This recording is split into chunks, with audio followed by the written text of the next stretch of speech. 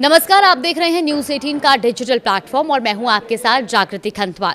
तो पश्चिम एशिया में चल रही जंग के बीच एक नई और बेहद अहम घटना सामने आई। एक अमेरिकी फाइटर जेट ईरान में क्रैश हो गया है और उसका एक पायलट अब भी लापता है। ये घटना सिर्फ एक सैन्य हादसा नहीं बल्कि पूरी जंग की दिशा बदलने वाला टर्निंग पॉइंट भी बन सकती है। बताया ये जा रहा है कि 28 फरवरी को इजराइल और अमेरिका ने मिलकर ईरान पर हमला किया था।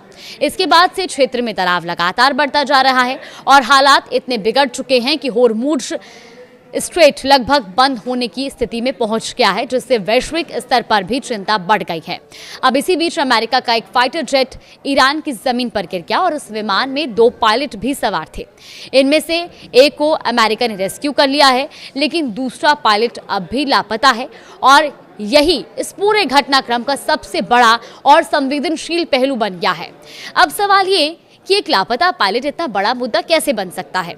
दरअसल अगर ये पायलट जिंदा मिलता है और खासकर अगर वो ईरान के कब्जे में आता है तो ये ईरान के लिए एक बड़ा रणनीतिक हथियार बन सकता है और ऐसे हालात में ईरान अंतर्राष्ट्रीय मंच पर दबाव बनाने की भी कोशिश कर सकता है। अब पायलट की मौजूदगी को सबूत के तौर पर दिखाकर वो बातचीत की शर्तें तय कर सकता है। दूसरी तरफ अगर इस लापता पायलट की मौत हो जाती है तो ये अमेरिका के लिए एक बड़ा मोड़ साबित हो सकता है। अमेरिका इसे बदले की कार्रवाई के तौर पर इस्तेमाल कर सकता है और बड़े पैमाने पर सैन्य कार्रवाई को सही ठहराने का आधार भी बना सकता है। खासकर अमेरिकी नेतृत्व के लिए ये एक मजबूत नैरेटिव बन सकता है।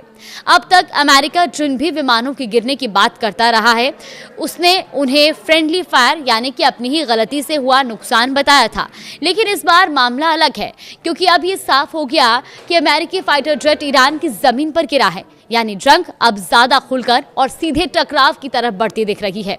इस पूरे घटनाक्रम में सबसे अहम सवाल है लापता पायलट की लोकेशन। जब कोई फाइटर पायलट इजेक्शन करता है यानी कि विमान से बाहर निकलता है तो अक्सर वो घायल हो जाता है और ऐसे में उसके लिए लंबी दूरी तय करना या खुद को सुरक्षित रखना बेहद मुश्किल होता है। और ईरान जैसे बड़े और विविध भूभाग वाले देश में किसी एक पायलट को ढूंढना आसान नहीं है, ना अमेरिका के लिए और ना ही ईरान के लिए। अब नजर डालते हैं ईरान की संभावित रणनीति पर।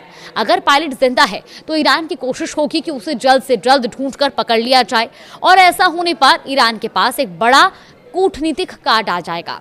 वो अंतर्राष्ट्रीय समुदाय के सामने पायलट की तस्वीरें या वीडियो पेश कर सकता है और इसके जरिए अमेरिका पर दबाव बना सकता है।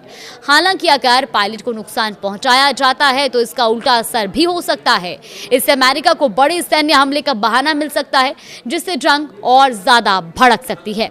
यानी एक तरफ जिंदा पायलट ईरान के लिए बातचीत का हथियार बन सकता है और दूसरी तरफ उसकी मौत अमेरिका के लिए युद्ध को और तेज करने का कारण बन सकती है।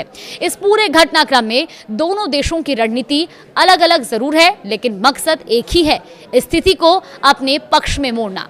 अमेरिका अपने पायलट को सुरक्षित निकालने और अपनी सैन्य साख बनाए रखने की कोशिश करेगा, जबकि ईरान इस मौके को कूटनीतिक और रणनीतिक बढ़त में बदलना चाहेगा।